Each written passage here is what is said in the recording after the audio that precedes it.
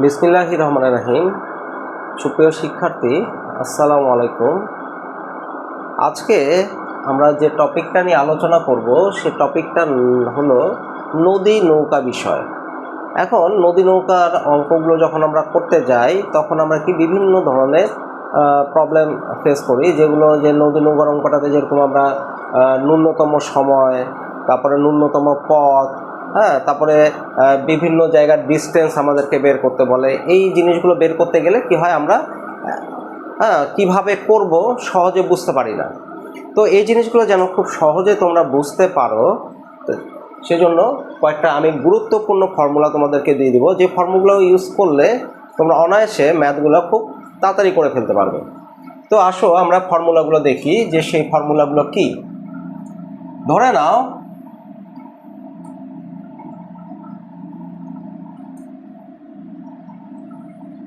এটা একটা নদী,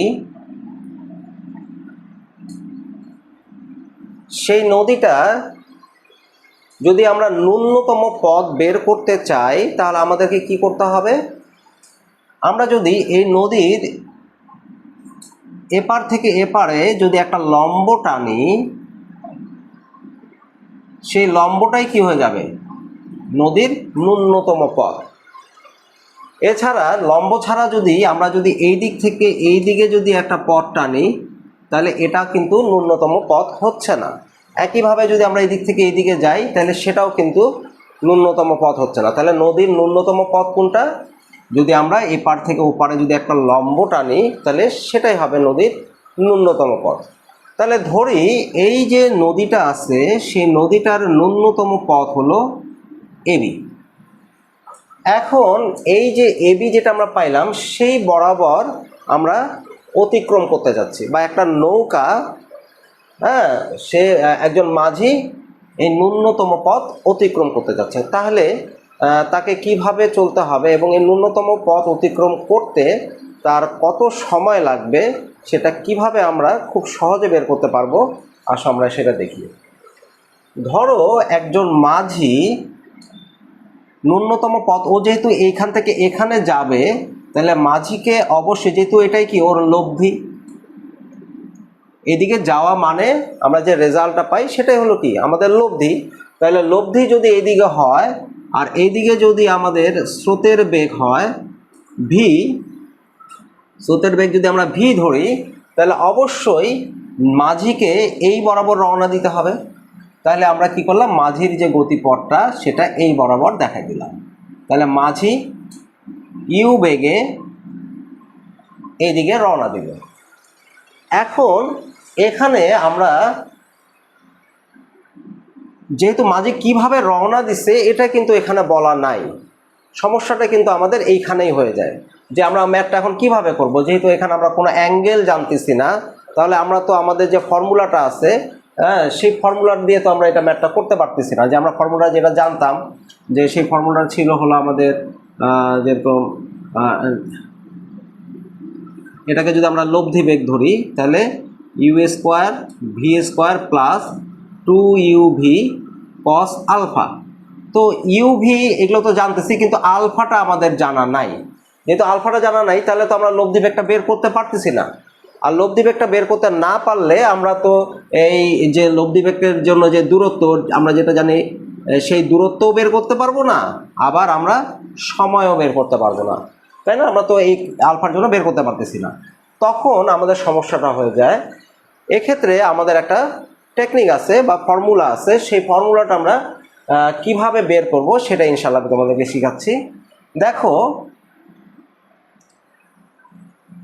যদি আমাদের মাঝি এই দিক দিয়ে যায়, তো যেহেতু আমাদের এখানে কোণ নাই তাহলে আমাদের কি এখানে কোণ ছাড়াই জিনিসটা করতে হবে। তাহলে কোণ ছাড়া যে আমরা জিনিসটা করি সেটা হলো অতিভুজ।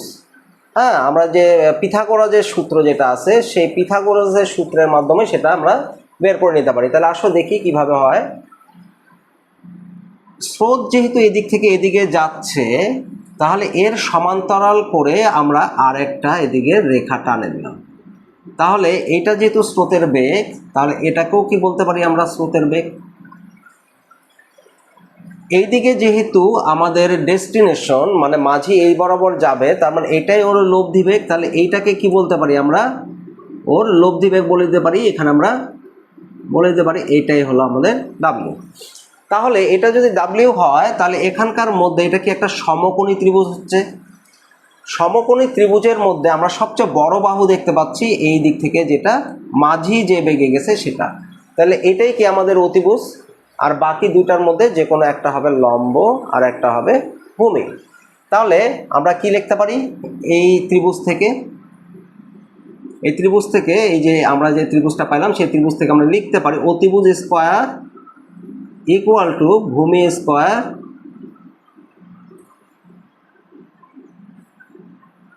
ভূমি আর লম্ব স্কয়ার, তাই না? তাহলে V square plus W square. এখান থেকে কিন্তু আমরা লব্ধি বেগটা পেয়ে যেতে পারি। দেখো এই যে, তাহলে ডাব্লিউ স্কয়ার ইকুয়াল টু কি হচ্ছে, U square minus V square. এখন অতএব ডাব্লিউ সমান সমান আমাদের আসতেছে root over U square minus V square. এখন তোমরা বলতে পারো যে আমরা যখন বর্গমূল করি তখন এখানে প্লাস মাইনাস হওয়ার কথা, আপনি মাইনাস নিচ্ছেন না, শুধু প্লাস নিচ্ছেন। তো আসলে বেগ তো আর ঋণাত্মক হয় না, এই কারণে আমরা মাইনাস মানটা নিচ্ছি না, সবসময় প্লাস মানটা নিচ্ছি। তো এইভাবে কি করলাম, আমাদের যেহেতু কোণ জানা নাই, কোণ জানা না থাকলে এইভাবেই আমাদের কি করতে হবে, লব্ধি বেগটা বের করে নিতে হবে। এখন তো আমরা লব্ধি বেগটা পেয়ে গেলাম। এখন খুব সহজে আমরা এই যে ডিস্টেন্স যেটা সেটা যদি জানা থাকে তাহলে আমরা খুব সহজে আমরা কি করতে পারি, যে আমরা গতদিন শিখছিলাম সেটা হলো যে নদীতে আমরা যখন এই দিক থেকে ওদিকে যাই তখন আমরা যে সূত্রটা ইউজ করি সেটা হলো সমবেগের সূত্র। তাহলে সমবেগের সূত্রটা আমরা কি জানি, সমবেগের সূত্র আমরা জানি এটা যদি আমরা ডিস্টেন্স হয় তাহলে এ বি ইকুয়াল টু লব্ধি বেগ টি। এ বিকে যদি আমরা বলি যে এটা হলো ডিস্টেন্স হলো আমাদের ডি, তাহলে আমরা এটাকে কি লিখতে পারি, আমরা এটাকে লিখতে পারি ডি। আর এই যে লব্ধি বেগ যেটা পাইলাম সেটা কি হলো, সেটা আসলে হলো U square minus V square into T. তাহলে অতএব টি ইকুয়াল টু পাইলাম হলো আমরা D root over U square minus V square. তাহলে এই যে দেখো আমরা এইটার মাধ্যমে কি করলাম, যে আমাদের যদি এই ন্যূনতম দূরত্বটা জানা থাকে তাহলে কিন্তু আমরা ন্যূনতম দূরত্ব, নৌকার বেগ আর স্রোতের বেগ যদি জানা থাকে তাহলে আমরা ন্যূনতম পথে আমাদেরকে অতিক্রম করতে কত সময় লাগবে সেটা বের করে ফেলতে পারবো। তাহলে দেখো এটা কি পাইলাম, ন্যূনতম পথে নদী পার হওয়ার সময়। তাহলে এটা কি, ন্যূনতম পথে নদী পার হওয়ার সময় আমরা পেয়ে গেলাম। তাহলে এখন যদি তোমাদেরকে বলে যে নদী আড়াআড়ি পার হতে, এটা আড়াআড়িটাই তো ন্যূনতম পথ, নদী আড়াআড়ি পার হতে কত সময় লাগবে, জাস্ট আমরা কি করব, এই সূত্রটা দিলেই আমরা যদি দূরত্ব নদীর প্রস্থ জেনে থাকি তাহলে নদীর প্রস্থ, তারপরে নৌকার বেগ আর স্রোতের বেগ যদি আমরা জেনে থাকি তাহলে কিন্তু খুব সহজেই আমরা এই ফর্মুলা দিয়েই কিন্তু এই ম্যাথটা আমরা সলভ করে দিতে পারি। আর আরেকভাবে যদি বলে তোমার যদি সময় জানা দেওয়া থাকে, এখানে যদি তোমার এখন ধরে নাও তোমার দূরত্ব চাচ্ছে যে ন্যূনতম পথটা কত, হ্যাঁ ন্যূনতম পথ পার হতে তোমার সময় লাগতেছে, তোমার দিয়ে দিল টি একক সময় লাগতেছে, তাহলে তোমার ন্যূনতম পথটা কত, তাইলে কি করব, তখন কিন্তু আমরা এই যে ফর্মুলা, এইটাও কিন্তু একটা ফর্মুলা, তখন এই ফর্মুলার মাধ্যমে আমরা কি করতে পারি, আমরা ন্যূনতম পথের যে ডিস্টেন্স আমরা পথটা সেটা বের করে ফেলতে পারি। তাহলে এটার জন্য কি লাগবে, ন্যূনতম পথটা যে আমাদের পার হতে কত সময় লাগতেছে সেটা জানতে হবে, নৌকার বেগ আর স্রোতের বেগ। তাহলে এখান থেকে দেখো আমরা কিন্তু খুব সহজে ন্যূনতম পথের যে ডিস্টেন্সটা আমাদের দূরত্ব যেটা সেটা বের করে নিলাম, আর ন্যূনতম পথ পার হতে কত সময় লাগে সেটা বের করে নিলাম। এখন আরেকটা জিনিস তোমাদের যেটা প্রবলেম ফেস করো, যে এখন ধরে নাও যে মাঝি এইভাবে রওনা দিচ্ছে।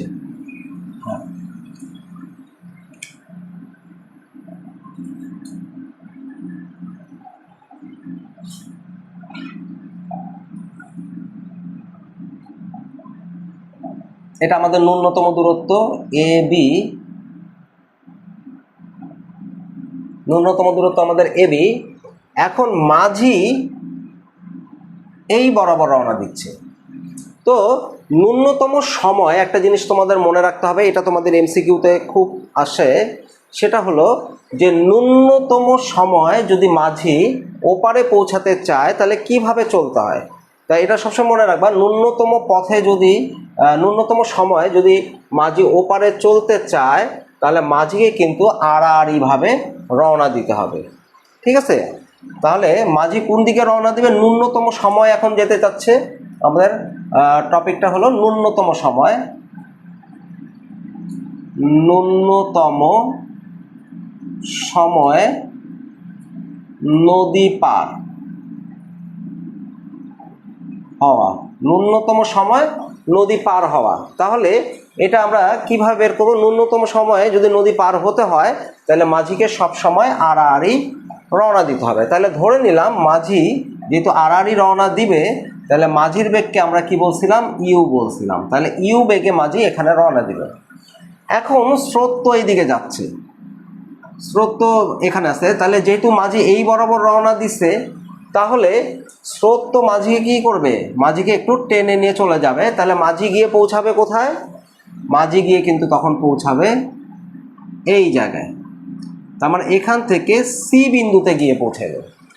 এখন আমাদের যে কোশ্চিনটা আসে সেটা হলো, এখানে কিন্তু কোনো অ্যাঙ্গেল দেওয়া নাই। হ্যাঁ, যেহেতু কোনো অ্যাঙ্গেল দেওয়া নাই তাহলে আমরা এটাকে আবার কিভাবে বের করব? কোশ্চেনটা থাকে হলো এখান থেকে বিসি সমান সমান কত, এই পথটা বের করতে বলে। আবার এই যে পথটা আছে এসি সমান সমান এটা কত, এই দুটো জিনিস কিন্তু আমাদেরকে বের করতে বলে। তাহলে এই দুটো জিনিস আমরা কিভাবে বের করব সেটাই আমরা এখন দেখব ইনশাল্লাহ। ধরে নাও ন্যূনতম পথে যদি মাঝি রওনা দিতে হয় তাহলে মাঝিকে কি করতে হবে? এ থেকে, মানে ন্যূনতম সময় মাঝিকে যদি রওনা দিতে হয়, পথ পাড়ি করতে হয়, তাহলে ন্যূনতম পথ পার দিতে হবে। তাহলে ন্যূনতম পথ হলো এ বি, তাহলে ন্যূনতম সময় যেতে গেলে মাঝিকে এ থেকে বির দিকে রওনা দিতে হবে। তাহলে মাঝি যেহেতু এ থেকে বির দিকে রওনা দিচ্ছে, তাহলে এই বরাবর কি স্রোতের কোনো উপাংশ থাকতেছে? এই বরাবর কিন্তু স্রোতের, যে আমরা এখানে যে স্রোতের বেগ নিচ্ছি ভি, এই বরাবর কিন্তু স্রোতের বেগের কোনো উপাংশ থাকতেছে না। তাহলে আমাদের এখানকার এটাকে আমরা কি ধরে নিয়েছিলাম? এই ডিস্টেন্সটাকে আমরা ধরে নিয়েছিলাম ডি। তাহলে আমরা যে সূত্রটা লিখব, যেটা হলো সমবেগের যে সূত্রটা, সেই সূত্রটা অনুযায়ী আমরা যদি এটা লিখি তাহলে কি আসতেছে? ডি সমান সমান, এখানে তো এইটাই আমাদের বেগ, যেহেতু এই বেগের কোনো উপাংশ নাই তাহলে এই বেগেই মাঝি এখান থেকে এখানে যাবে। তাহলে আমরা কি লিখবো? ইউ আর টি। তাহলে এখান থেকে আস্তে আস্তে বা টি সমান সমান ডি ভাগ ইউ, এইটাই হলো আমাদের ন্যূনতম সময় নদী পার হওয়া। এটা কিসের আমরা পাইলাম ফর্মুলা? ন্যূনতম সময়ে নদী, ন্যূনতম সময় নদী পার হওয়া।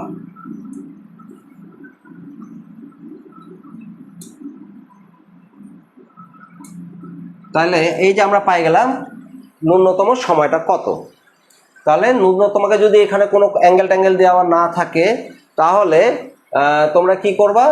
যে ন্যূনতম সময় যদি নদী পার হতে বলে তাহলে তোমরা কি ডিস্টেন্সটা দেখবা, ন্যূনতম ডিস্টেন্সটা, এবং সেই বরাবর মাঝির বেগকে ওটা দিয়ে ভাগ করলেই তোমরা ন্যূনতম সময়, হ্যাঁ, যে নদী পার হতে যেটা লাগে সেটা আমরা বের করে ফেলবো। এখন তোমাদেরকে যেটা বলবে সেটা হলো যে এখান থেকে বিসি সমান সমান কত। যে এখান থেকে তো মাঝি এখানে যেতে চাইছিল কিন্তু এখানে তো পৌঁছাতে পারলো না, মাঝি যায় পৌঁছালো কত? সি বিন্দুতে। তাহলে এখান থেকে যে বিসির যে ডিস্টেন্সটা, এই বিসি সমান সমান কত, তোমাদেরকে বিসি যদি বের করতে বলে তাহলে এখানে এখন আমরা কিভাবে বের করব? তাহলে আমরা সবার প্রথমে যে এইখানে যে লব্ধি বেগ যেটা সেটা বের করে নিই। তাহলে এইখানকার লব্ধি বেগ যদি আমরা বের করতে চাই, তাহলে এখন এখানকার জন্য লব্ধি বেগটা আমাদের কত? লব্ধি বেগটা আমরা ধরে নিলাম এইখানকার জন্য এটা হলো ডাব্লিউ, তাই না? তাহলে এটা ডাব্লিউ হলে তাহলে আমরা কি আসতে বলতো, এই দিক বরাবর সেম একই বরাবর যদি টানি, ধরো না এটাকে কি বলবো আমরা? এটাকে বলবো ভি। তাহলে এইবার যে অতিভুজটা, সেই অতিভুজটা কি হয়ে গেল? অতিভুজটাই হয়ে গেল হলো আমাদের এই লব্ধি বেগ, আর স্রোতের বেগ আর আমাদের যে নৌকার বেগ সেটা হয়ে গেল কি? একটা হলো ভূমি আর একটা হয়ে গেল লম্ব। তাহলে আমরা কি লিখতে পারি? এই চিত্র অনুসারে আমরা এখন লিখতে পারি হলো পিথাগোরাসের সূত্র অনুসারে W square equal to U square plus V square. তাহলে এখানে আমরা লব্ধি বেগটা কত পাইলাম? লব্ধি বেগটা কিন্তু পেয়ে গেলাম হলো U square plus V square. আচ্ছা, তাহলে এটার জন্য লব্ধি বেগ এখন আমরা এটা পাইলাম।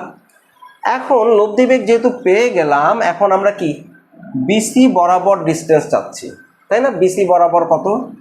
তাহলে আমরা যদি বিসি বের করতে চাই, এখন দেখো তো বিসি বরাবর এই বরাবর যখন যাচ্ছে, এই দিকে আমাদের নৌকার কি কোনো উপাংশ, নৌকার বেগের কি কোনো উপাংশ আছে? এই বরাবর বিসি বরাবর নৌকার বেগের কিন্তু কোনো উপাংশ নাই। দেখো, যদি আমরা বেগের উপাংশ নাই, এটা কেমন করে বুঝতেছি বলো দেখি? আমরা উপাংশ নির্ণয় করতে কি জানি? যার উপাংশ চাচ্ছি তাকে আনতে হবে। এই যে যেরকম আমরা এখানে লিখে দিচ্ছি, দেখো যার উপাংশ চাচ্ছি একে এই বরাবর আনতে চাচ্ছি আমরা, মানে বিসি বরাবর আনতে চাচ্ছি। তাহলে একে স্রোত নৌকার বেগকে নিয়ে আসবো, নৌকার বেগ আসবে হলো কস, এবং এদের মধ্যবর্তী কোণ, এই মধ্যবর্তী কোণ কত? 90 ডিগ্রি। তাহলে কত? কস 90 ডিগ্রির মান কত? 0। তাহলে যার সাথে কোনো কিছুর সাথে 0 গুণ হলে সেটা কি হয়ে যায়? 0। তাহলে এই স্রোতের দিক বরাবর আমাদের মাঝির বেগের কোনো উপাংশ নাই, তার মানে ওই বরাবর কোনো আমরা কি উপাংশ পাচ্ছি না। তাহলে যেহেতু এই বরাবর কোনো মাঝির বেগের উপাংশ নাই, তাহলে ওটা আসতেছে না।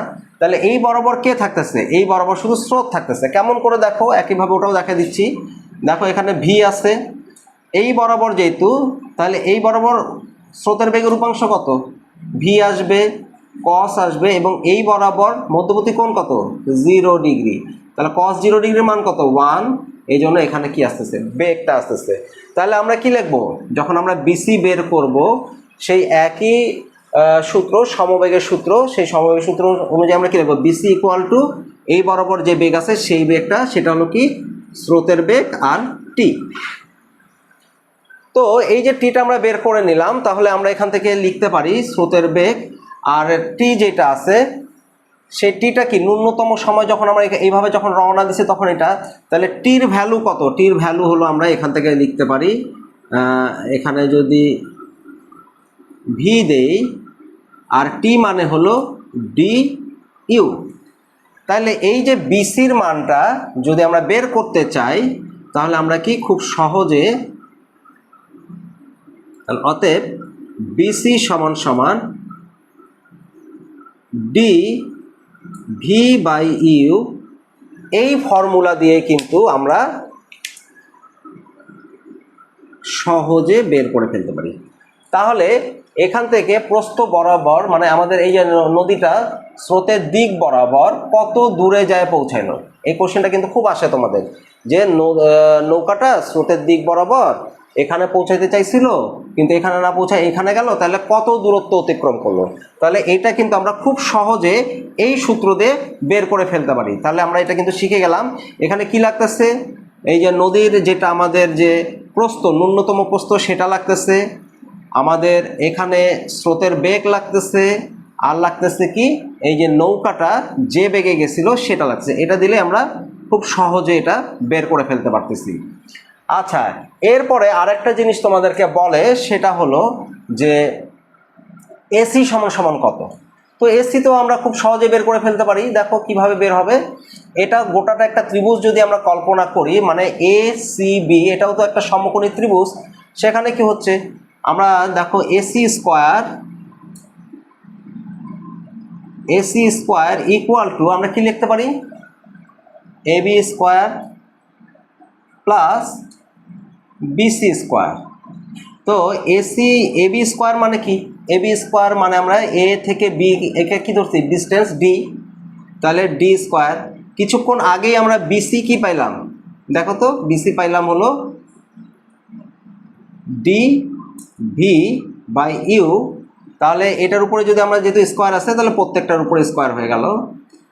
এখন এই দুই জায়গা থেকে কি কমন যায়, এই দুই জায়গা থেকে ডি স্কোয়ার কমন যাচ্ছে, তাহলে ডি স্কোয়ার কমন নিলে আমাদের এখানে থাকছে 1 plus V square by U square. এখন এটা যেহেতু আমাদের ভগ্নাংশ আকারে আছে, তো আমরা এটাকে লসাগু করে দিই। লসাগু করলে কত আসতেছে, ডি স্কোয়ার, এখানে আস্তে আস্তে U square plus V square. এই ইউ স্কোয়ারকে যদি আমরা এদিকে বাইরে বের করে নেই তাহলে আস্তে আস্তে D square by U square, এখানে আসতেছে U square plus V square. এখন আমরা যদি এটাকে, তাহলে এখানে এসি স্কোয়ার আসলে এটা, তাহলে অতএব এসি যদি আমরা করি তাহলে কি লিখবো, এখানে প্লাস শুধু হবে। কেন, কারণ এই ডিস্টেন্সটা আমাদের ধনাত্মক, ঋণাত্মক না। তাহলে D square by U square plus V square. যেহেতু এই দুটার উপরে স্কোয়ার আছে তাহলে সেটা কি হয়ে যাবে, রুট থেকে বের হয়ে আসবে, তাই না? তাহলে অতএব AC equal to D by U square plus V square. তাহলে এই যে দেখো আমরা যে ফর্মুলাটা বের করলাম সেটা হলো